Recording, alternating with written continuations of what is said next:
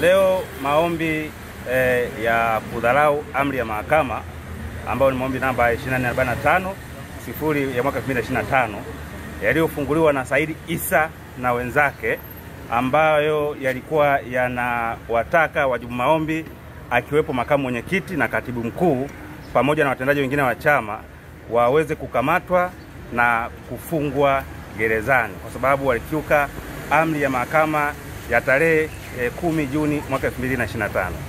Maombi hayo yalisikilizwa hapa mahakamani mbele ya Jaji Amiri Mbagwa. Baada ya kusikilizwa, kwanza tulipeleka mapingamizi manne, na katika mapingamizi hayo manne jaji akatoa amri kwamba yasikilizwe mapingamizi pamoja na hoja za msingi au maombi yenyewe ya msingi. Tukasikilizwa, ilikuwa tarehe 28. Baada ya kusikilizwa, jaji akapanga tarehe ya leo kwa ajili ya kutoa uamuzi kama aidha kweli mapingamizi yana msingi, kweli walikiuka amri ya mahakama. Sasa tumefika leo kwa ajili ya uamuzi.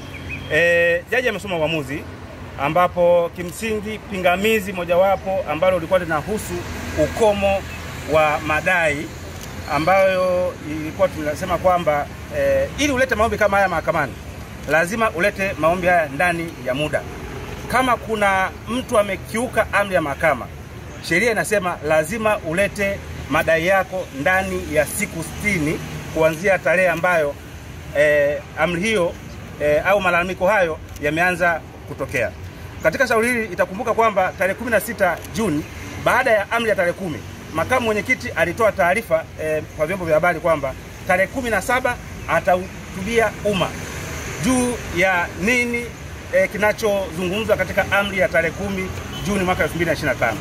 Na tarehe 17 Juni mwaka 2025, makamu mwenyekiti ambaye ni John Heche alizungumza na umma kwamba ni nani ambaye anahusika na amri ya mahakama iliyotolewa mbele ya Jaji Mwanga, na akasema wanaohusika na ile amri ni katibu mkuu pamoja na bodi ya wadhamini ya Chama cha Demokrasia na Maendeleo, sio mtu mwingine yoyote katika kufanya shughuli za kisiasa. Sasa ukihesabu kuanzia tarehe 17 Juni mpaka siku ambayo wanafungua shauri hili mahakamani ambayo ilikuwa tarehe 3 mwezi wa 10, zimepita siku 60 ambapo ni siku 106. Na sheria inasema ukifungua shauri nje ya muda basi maombi hayo hayako kihalali mahakamani. Na kweli jaji ametupilia mbali maombi hayo bila gharama, na hayo ndio maamuzi ya mahakama yaliyotolewa leo mbele ya Jaji Mbagwa.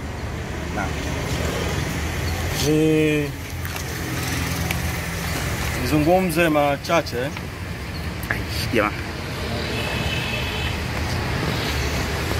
katikati ya majonzi ambayo bado taifa letu tunayo ya maafa ya tarehe 29 Oktoba na kuendelea.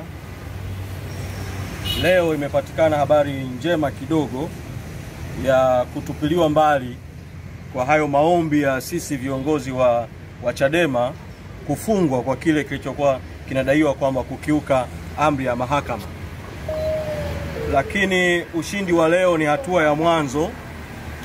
Kesi hii toka tarehe 10 mwezi Juni mwaka 2025 imezuia shughuli zote za Chadema nchi nzima kwa tafsiri potofu ambayo ilitolewa baadaye, ziada ya zuio ambalo lilikuwa ni kwa katibu mkuu na bodi ya wadhamini peke yake.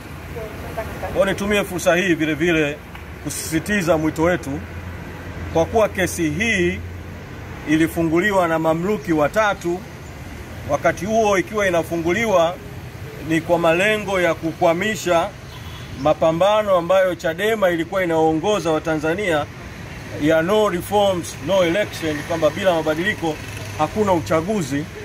Ni vyema sasa waliowatuma mamluki hao watatu wakatumia mchakato huo uliotumika kuingiza hii kesi mahakamani kuhakikisha kwamba maombi yale ya msingi yanaondolewa mahakamani ili chama cha Chadema kipate haki zake na kipate uhuru wake, ikiwemo uhuru wa vikao vya chama vya kikatiba, ikiwemo kamati kuu ya chama kukaa kwa uhuru na uwazi, kutathmini madhara na maafa makubwa ambayo yameikumba taifa letu tarehe 29 mwezi Oktoba na siku zilizofuatia baada ya tarehe 29 mwezi Oktoba. Nazungumza na nyinyi leo tarehe 28, ikiwa kesho tarehe 29 ni kumbukumbu ya siku 31, mwezi mmoja kamili toka maafa haya kutokea.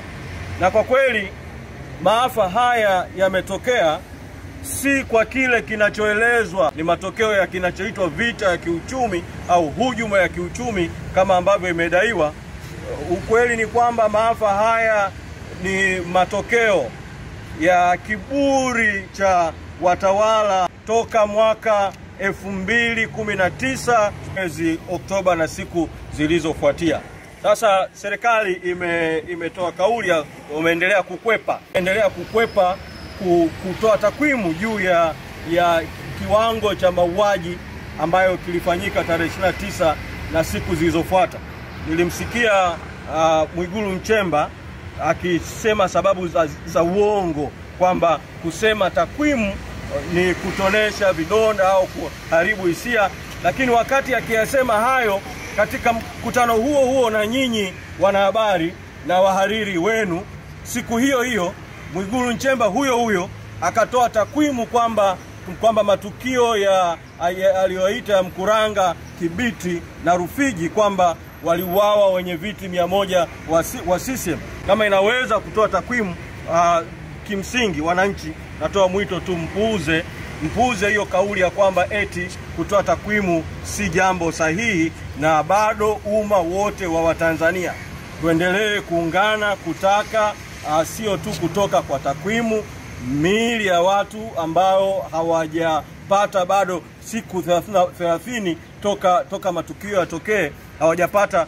heshima ya kuzikwa kwa heshima na ndugu zao kuweza kuwasitiri kwa heshima, miili hiyo ikapatikana. Vile kwamba watu wote waliotekwa, watu wote waliopotezwa kuweza kupatikana, walio hai wapatikane wakiwa hai, waliouawa basi miili yao iweze kupatikana ili ndugu zao waweze kuwapa heshima inayostahili.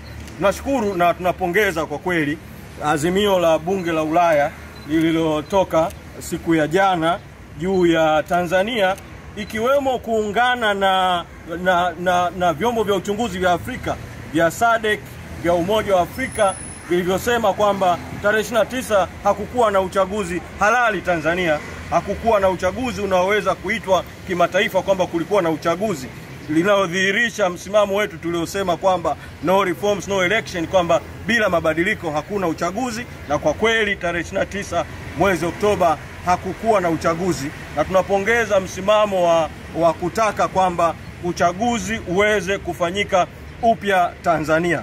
Lakini tunatoa mwito tena kwa jamii ya kimataifa, dunia na vyombo vya kimataifa vya ndani ya kikanda vya Afrika na hata Umoja wa Mataifa na vyombo vingine,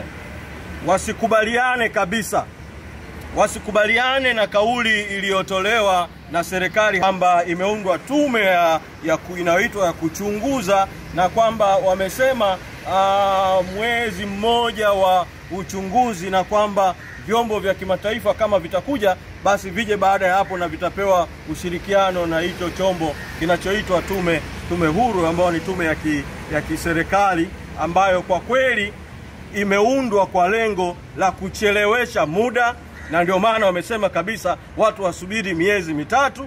Wameunda kwa lengo la kupunguza msukumo wa umma na msukumo wa jamii ya kimataifa, na limeundwa kwa lengo la kuficha ukweli juu ya yaliyotokea tarehe 29 mwezi Oktoba na siku zilizofuatia. Kwa tunasisitiza kutoa mwito kwa jumuiya ya kimataifa kuungana na Watanzania kuhakikisha kwamba kinakuja chombo huru cha uchunguzi cha kimataifa kikihusisha vile watu huru wa ndani, ili ukweli ujulikane. Hakutakuwa na haki kama kwanza hakutakuwa na ukweli. Kwa hatua ya kwanza ni kujua ukweli wa yote yaliyotokea, na huo ukweli usisubiri hiyo miezi mitatu, vyombo vya kimataifa vije sasa Tanzania. Mwezi mmoja ni mwezi mrefu tayari. Mwezi huu mmoja umedhihirisha kwamba serikali hii haina dhamira ya kuchukua hatua zozote za kuwajibishana, hatua zozote za uwajibikaji, hatua zozote za ukweli.